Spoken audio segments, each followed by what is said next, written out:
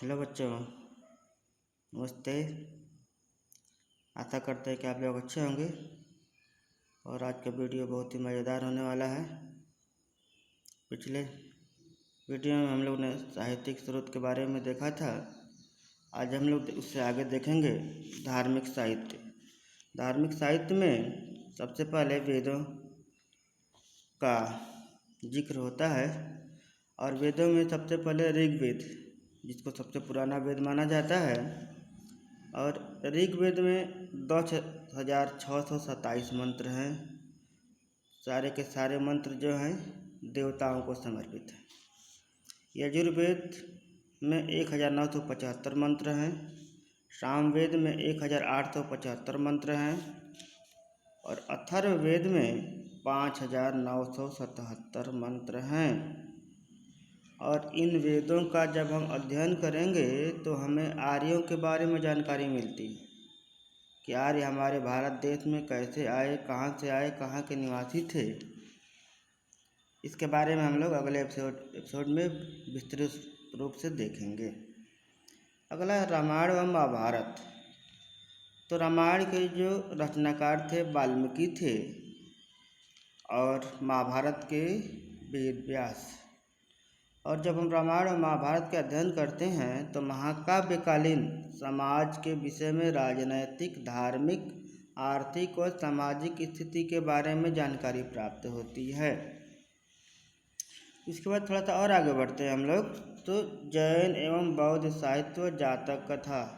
जैन से जैन धर्म के बारे में, यानी महावीर स्वामी के बारे में। जैन धर्म के प्रवर्तक जो हैं महावीर स्वामी हैं, उनके बारे में, उनकी शिक्षाओं के बारे में हम लोग जानकारी प्राप्त करते हैं। उसके बाद बौद्ध साहित्य व जातक कथा। इसके अंतर्गत हम लोग महात्मा बुद्ध व उनके जन्म के समय हमारे भारत देश की जो सामाजिक, राजनैतिक, आर्थिक स्थिति क्या थी उसके बारे में हमें ज्ञान प्राप्त होता है। तो 6ठी शताब्दी ईसा पूर्व की राजनैतिक, सामाजिक, धार्मिक, आर्थिक स्थिति की जानकारी हमें जैन एवं बौद्ध साहित्य व जातक कथा के द्वारा प्राप्त होती है। अब आते हैं धर्मोत्तर साहित्य में। उसका अर्थशास्त्र है, बहुत ही इम्पोर्टेंट कह लीजिए, महत्वपूर्ण प्रश्न है जो परीक्षा में अक्सर आ रहा है। तो अर्थशास्त्र के जो लेखक है कौटिल्य है, जो चाणक्य कहे जाते हैं, और चंद्रगुप्त मौर्य के ये प्रधानमंत्री थे। उसके बाद राजतरंगिणी जो है, इनके लेखक कलहण हैं और उन्होंने इसके माध्यम से 11वीं-12वीं शताब्दी में कश्मीर के इतिहास के विषय में जानकारी मिलती है। कश्मीर में 11वीं-12वीं शताब्दी में क्या स्थिति थी उसके बारे में हमको राजतरंगिणी के माध्यम से जानकारी मिलती है। अब आगे बढ़ते हैं विदेशी यात्रियों के वृत्तांत में। इसके बारे में हम लोगों ने पिछले एपिसोड में देखा था।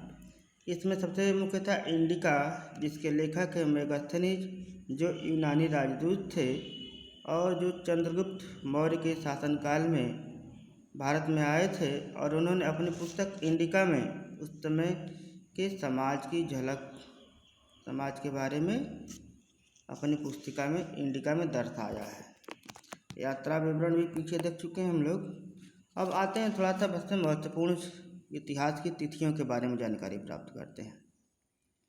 इतिहास की तिथियों को हम लोग 2 रूपों में लिखते हैं। सबसे पहला है ईसा पूर्व और दूसरा ईसवी। ईसा पूर्व के बारे में थोड़ा सा देखें हम लोग। तो ईसा मसीह जो ईसाई धर्म के प्रवर्तक हैं कि जन्म से पहले का समय, ईसा मसीह के जन्म से पहले के समय को हम लोग ईसा पूर्व कहते हैं। इसे BC अर्थात बिफोर क्राइस्ट लिखते हैं। अक्सर देखा होगा आप लोगों ने, BC लिखा जाता है या ईसा पूर्व लिखा जाता है। तो BC का तात्पर्य बिफोर क्राइस्ट।